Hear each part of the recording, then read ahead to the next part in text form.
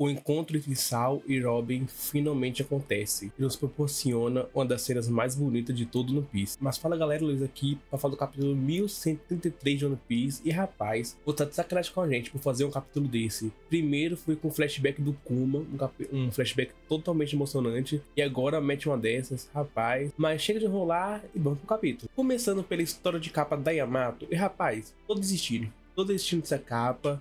Muito chato essa capa tá ficando já. E olha que era pra ser uma das capas mais interessantes de One Piece. Pô, o ano, o que aconteceu agora e o ano. A suposta chegada da hora. Cara, eu tô botando teorias e talvez isso que possa estar abaixando o nível da capa, mas não, qualquer coisa, essa capa tá muito interessante. A capa, que foi a capa de Holy Cake lá do Jeff, foi muito mais interessante que essa. Até a capa do Capone foi mais interessante que essa, mas essa aí da Yamato é muito interessante. E dessa vez descobrimos que aquele ladrão que eles estavam aí atrás era na verdade o Holden, qualquer coisa, que pegou o tamanho de refém mais uma vez. Então, tipo, muito qualquer coisa, mas eu quero que acabe logo na capa. E de fato, no capítulo a gente vê um pouco mais de como foi a vida da Robin depois dos incidentes de Ohara, como ela viveu. A gente vê que o Spandini, que é o pai do Spanda, ele coloca toda a culpa na Robin, dos navios de exploração ter explodido, dos reféns ter morrido, coloca toda a culpa na Robin, meio que pegando essa mania, meio que pegando essa fama de demônio dela, e foi aí que se concretizou isso. E a gente vê, tipo, a Robin passando por tudo novamente, de como ela ficou, né, de descobrir que ela tá sendo chamada de demônio por todo mundo. A gente já sabe dessas informações, mas mesmo assim é triste ver novamente como a Robin desde criança foi tratada, com todo mundo odiando ela por nada, por existir, ela tendo que comer comida da rua. É bem triste essa cena. E descobrimos que no passado a Robin, ela já pensou em tirar a própria vida. E essa sendo uma cena bem pesada, uma das pesadas de One Piece, com a Robin ela na ponta de um penhasco, se joga ou não. Porém, ela se lembra das palavras da mãe dela e do Sal, que era para ela ficar viva, custe o que custar, porque ela tem que manter vivo a determinação de Ohara, que Ohara não pode ter sumido em vão do mundo. Então ela aceita isso e continua viva e sorrindo igual o Sal ensinou ela. Então ela tenta mais uma vez segurar esse fardo que o mundo tá jogando em cima dela. Essa cena é bem triste. Oda, que nesse começo de capítulo tá preparando o terreno para mais pra frente, pro final do capítulo. O capítulo então volta pro presente. A gente vê que os Chapéus de Palha chegaram até a costa do Sol e descobrimos que o mar de lá são mar de nuvens, igual Skypiea, a Ilha do Céu. Então bem interessante isso. Não só isso, como a gente vê também um Luffy chegando. E ele chega em uma espécie de navio voador que utiliza nuvens para conseguir voar. Bem legal ver essa cena. E esse navio que o Luffy tá voando se chama Snavel. E ele faz referência ao navio da mitologia nórdica do Fenrir, que é irmão da Freya, que é ex-mulher do Odin. Ele tinha um navio que também voava. Então bem legal esse paralelo, essa referência que eles fizeram. E como eu falei, a cada capítulo o Oda vai jogando uma referência pelo menos sobre a mitologia nórdica. E a Lilith, ela fala que Elbaf é um país com clima perfeito, porque literalmente um montão de coisas pode acontecer.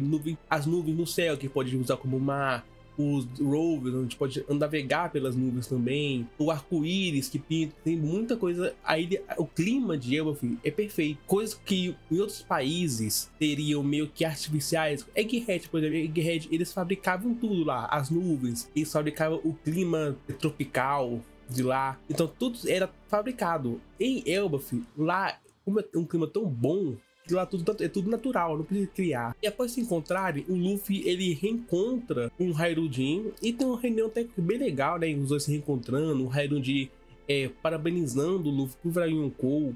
E tem uma cena bem engraçada que o Road ele tá meio que crucificado, tentando apanhar dos outros por ter sequestrado o Luffy, né, e o bando. Então ele tá meio que apresentando outro que apresentou todos os piratas gigantes. Bem legal essa página. E vemos que o Raidujin ainda tá nisso de ser aliado do Luffy, de ser subordinado do Luffy. O Luffy não querendo, ele não gosta que... nunca teve... o Luffy nunca gostou dessa aliança, dessa frota chapa de palha. Os outros capitães, Bartolomeu, o Cavendish, o Raidujin, fazem porque querem. E nisso tive uma fala bem curiosa do Raidujin, que pode talvez ter sido erro de tradução, não sei, porque ele fala que quando o país de Elbaf descobriu sobre a derrota da Big Mom, ficou super feliz com isso, né? Porque a Big Mom é meio que uma criminosa no país de Elbaf. E pela fala, do jeito que ele fala, deu a entender que ele acha que o Luffy foi responsável pela derrota da Big Mom. Nos noticiários, meio que falaram que foi meio que um conjunto. O Luffy derrotou o Kaido, enquanto o Kid Lao derrotou a Big Mom. Então não foi o Luffy. Até o Luffy faz meio que fica sem saber o que tá acontecendo, porque até pergunta, Big Mom? Não foi que eu derrotei a Big Mom. Então, não sei se é erro de tradução, mas ao que ele deu a entender, eles estão dando crédito da derrota da Big Mom pro Luffy. E a gente também vê a Geld meio que triste, porque quando descobriu que a Big Mom foi derrotada, ela meio que ficou meio triste porque a Big Mom e ela eram amigas. Isso mostrou no flashback da Big Mom que ela e a Geld eram muito unidas, como amigas mesmo. Então faz sentido, né, a Geld ficar triste com a derrota dela, porém não tem o que ele fazer, porque a Big Mom cometeu um crime em Elf, e isso tem que aceitar que ela foi banida, né, uma criminosa. E nisso, os gigantes, eles querem festejar logo a chegada do Luffy e de todo mundo, porque os gigantes só gostam disso, de festejar, beber e tudo mais. E o Luffy também, então tipo, eles compartilham o mesmo neurônio. Porém, a Robin, ela fala com o Luffy que não quer festejar agora, que ela vai ver o Sal. E o Luffy desiste, né, porque ela queria ir sozinha, mas o Luffy desiste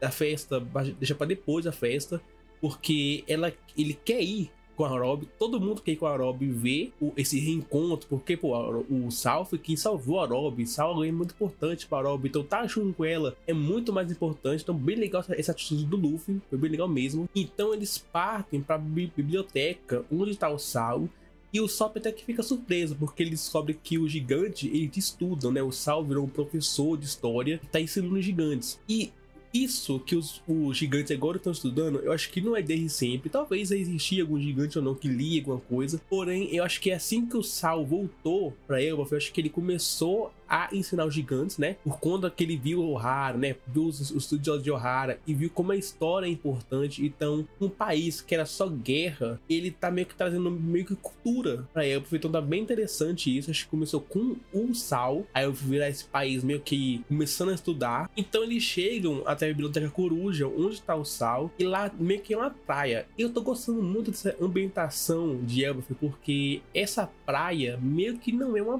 praia, e sim que são galhos fossilizados que meio que misturou com a cascata, assim meio que formando uma praia artificial. Tem lá um mar que tem lá, não é mais, sem cachoeira, riachos da árvore que tá caindo, formando assim meio que o mini-mar. Então, eu tô gostando muito dessa ambientação. É como a Lilith falou, velho, tipo, Elf vai ter diversos climas, tudo perfeito. Então, tá bem bonito. Todo lugar que eles estão visitando de Elf, é cada paisagem bem interessante, bem bonita. E após chegarem nessa praia, uma gigante aparece falando que o Sal caiu e não tá levantando. Essa cena é bem engraçada porque geral meio que fica indignado com isso. Pô, o Luffy fala que ele veio de longe só pra ver esse reencontro, o cara caiu. O Sanji fala que esse é um encontro histórico de 22 anos, o cara simplesmente cair. Então todo mundo fica com raiva porque o Sal caiu na hora que eles chegam. Porém, a Robin, ela não liga pra isso, ela sabe que o que tá acontecendo realmente e vai até lá ver o Sal. E quando ela chega até o Sal, ele tenta assustar ela e fez meio que uma referência ao primeiro encontro deles lá em Ohara, quando ele tentou assustar ela também. O Oda, é a segunda vez que o Oda meio que faz um remake de quadros do passado. A primeira vez foi com aquele gato leão, onde o Sanji, Luffy e Zoro derrotaram eles, fazendo meio que uma referência àquela vez que eles derrotaram o lagarto em Alabasta. Então o Oda meio que tá fazendo uns remakes de quadros, revisitando, meio que redesenhando novamente, que em outras circunstâncias, alguns quadros. E eu acho que ele vai fazer muito disso nesse arco de Elbaf. Este arco de Elbaf, eu acho que vai ser um arco muito nostálgico, vai relembrar muita coisa do time skip, então pode esperar muito disso. E aqui o Oda foi sacana, porque no capítulo retrasado, onde a Robin corta o cabelo, e no final tem aquela cena dessa mulherzinha falando que o Sal caiu e não tá levantando, teve 1001 teorias falando sobre o que realmente pode ter acontecido. O Sal talvez deve ter pego uma doença incurável por conta do gelo que ficou. O Sal talvez deva estar doente, alguma coisa, tipo, qualquer coisa que essa cena que deu impacto. Pô, será que vai rolar alguma coisa para não ter esse reencontro? Até a gente pensou que o Sal podia morrer antes de ter esse reencontro. Porém não, ele literalmente estava só meio que ensaiando como iria encontrar a Robin, que seria meio que fingindo decaído. Então o Oda aqui foi sacanagem fazendo esse bait. E a gente teve todo um diálogo entre a Robin e o Sal, bem legal, com eles falando um pouco da mãe da Robin, que ela se parece muito com ela, falando sobre também o Vegapunk, que ele meio que acendeu a mensagem que Ohara queria dar ao mundo, também o que passou adiante a mensagem de Ohara, e descobriu também como que o Sal sobreviveu ao incidente de Ohara. Claro, teve toda aquela teoria falando que o Aokiji salvou ele usando uma cápsula do tempo, não foi o Ice Age padrão dele, porém não foi muito bem isso, e sim que quando o Sal estava congelado, as chamas do Booster Call causaram um incêndio lá em Ohara, descongelaram, né, derreteram o gelo, assim fazendo ele meio que sobreviver ao congelamento, porém ele está tudo queimado por conta disso e também perdeu uma perna, então meio que justificou bem ele ter sobrevivido. Claro, o Aokiji pode ter ajudado ele também, pode, mas ao que parece o Aokiji não tem nada a ver com o salvamento dele. E nisso chegamos à cena mais emocionante do capítulo, que foi a Robin pedindo pro Sal elogiar ela por ter sobrevivido durante esses 22 anos. E ela, após o Sal começar a elogiar ela, falando porque ela sobreviveu muito bem, ela começa a lembrar do passado dela, que ela queria morrer, porque ela pensava do porquê tá viva ainda, porque todo mundo é ela, então ela não tinha mais um motivo pra estar viva. E a Robin, pela primeira vez, ela solta um choro de criança, um choro de liberdade, e abraça o Sal, e todo mundo, e eles, os dois, ambos, começam a chorar. A gente vê até o bando todo chorando, e o Luffy rindo, né, vendo que a companheira dele tá feliz. E isso que eu falei do choro de criança da Robin é que a Robin, ela tá fugindo do mundo há 22 anos. Então, desde criança, a Robin não teve uma infância. Até em Ohara, que era o país de origem dela, ela tinha aquela tia dela que cuidava dela, que não gostava dela. Ela não sorria muito. Uma coisa que fazia ela ser feliz era pesquisar, era tentar ser parte dos historiadores. E isso só aconteceu em pouco tempo. Aí ela conheceu o Sal, ficou um tempo feliz, aí depois aconteceu tudo aquilo de ruim com ela. Então a Robin, ela nunca teve uma infância muito boa. E ela, pela primeira vez, encontrando alguém que ela tem afeição, que é o Sal, ela finalmente pôde meio que ficar leve. Ela pôde meio que ficar leve. Viu que tudo que ela fez teve sentido, tudo que ela fez teve valor. Então ela teve realmente um choro de liberdade, um choro real dela. Tá muito bonito essa cena. Eu fico pensando, se esse foi um reencontro entre o Sal e a Robin, que é um reencontro que a gente esperava, mas entre todos os reencontros, esse é o mais recente, porque a gente descobriu que o Sal tá vivo agora em Egghead. Então, tipo, não foi muito tempo que ele tá esperando. E já foi emocionante assim. Agora imagina um reencontro tipo Brook e Laboon, que tá a, sei lá, mais de 1000, não, é muito exagero, a mais de 600 capítulos.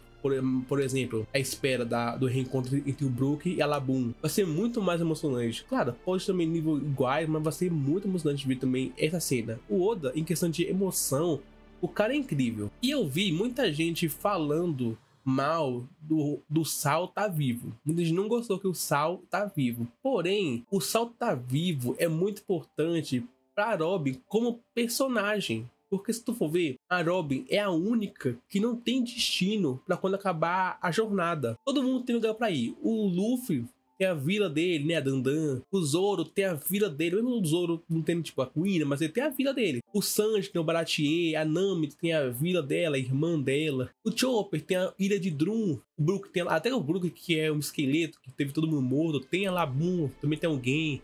O Frank tem o Water 7 pra voltar. Então todo mundo tem lugar para quando acabar a jornada dele. A Robin não tinha nada, né? Não tinha ilha, porque a Ohara foi destruída. Não tinha família, porque a mãe, o Sal, o Clover foi mortos. Ela não tinha nada.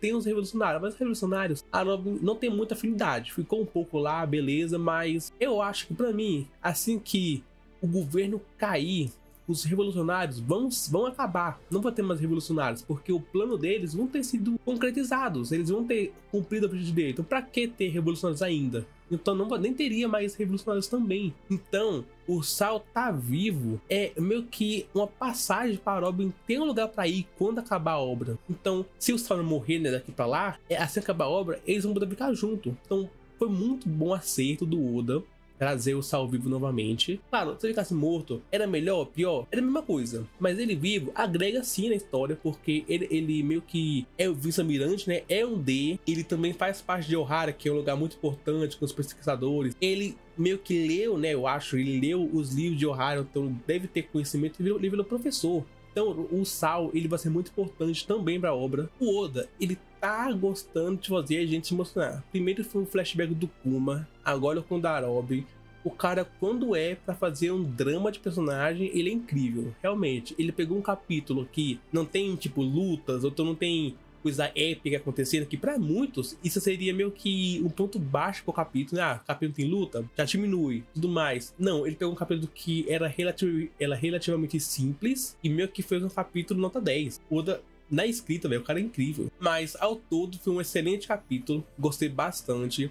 Infelizmente, semana que vem não tem capítulo, então vamos ter uma descansada depois dessa bomba que teve, esse emocionante reencontro. Mas eu quero de vocês, eu quero achar do capítulo 1103 de One Piece. Gostaram? Comenta aqui embaixo.